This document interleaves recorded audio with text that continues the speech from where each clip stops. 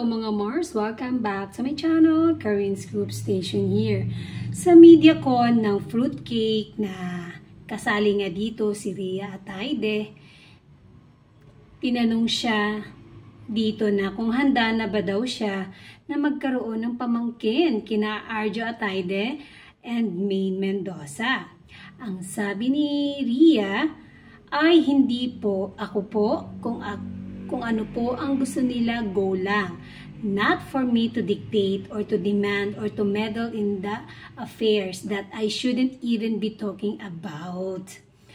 Tapos, ibinuking pa niya ang kanyang Mami Sylvia Sanchez na kahit no na wala pa silang kanya-kanyang boyfriend and girlfriend, single pa sa pareho ni Arjo and then si Rhea, gustong-gusto na talagang magkaapo pala ni Ma'am Sylvia Sanchez. Bumibili na po pala ito ng mga baby clothes, mga Mars. Akalain mo yun?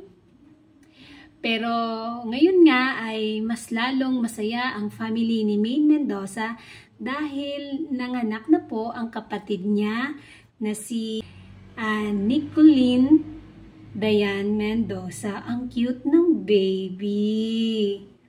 Oh, kaya naman, nag-post nga dito si Nicolene na dito sa ipinost ni Nicolene Diane Mendoza.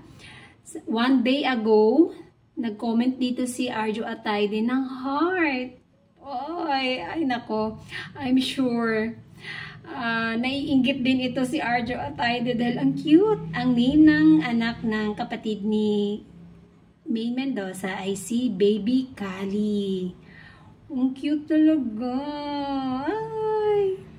Kaya may bagong member na naman ang family Mendoza. Sa Saturday mga Mars ay ABS-CBN ball na. At gusto nga ng karamihan, lalo na ang mga army na pag umattend nga si Arjo Ataide sa ball ay sana kasama niya si Maine Mendoza na kanyang wife. Surprise kaya ito mga Mars, kaya abangan natin ito. Ngayong Saturday, Friday, isang araw na lang mga Mars, ABS-CBN ball. Kaya abangan natin si Maine Mendoza kung kasama nga siya ni Arjo Ataide dito sa ball na ito. Ang alam ko mga Mars ay pauwi na sina Ma'am Sylvia Sanchez dahil nag-share nga kahapon si Ma'am Sylvia Sanchez. Siguro kahapon o baka yung isang araw yun sa kanila. Kasi nga syempre iba naman yung time natin. Going home na nga sila. Pero hindi ko pa po alam kung si Arjo Ataide and Maine Mendoza ay kasama na rin nilang umuwi. Ang daming Pinay dito sa Lax. Sinakita ko lang naman kay Ma'am Sylvia Sanchez na sila ipauwi na ng Pilipinas. At ang cute ng ipinost ni Maine Mendoza na may hashtag na kulot, lukot, at hukot. Ang cute ng OOTD. Naka high-waisted skirt and then white top ang OOTD ni Maine Mendoza na naka boots. Oh my gosh. Tapos yung background niya, yung sa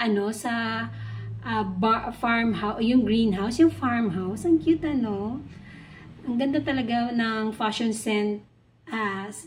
Fashion ni Maine Mendoza.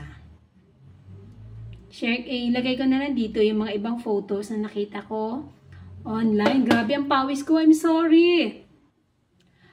And i-credit natin ang mga owner ng video at inaamin ko naman na lahat ng video and photos dito ay hindi ko po pagmamay-ari mga Mars, kaya i-credit natin ang owner. And that's it mga Mars. Thank you for watching. Bye!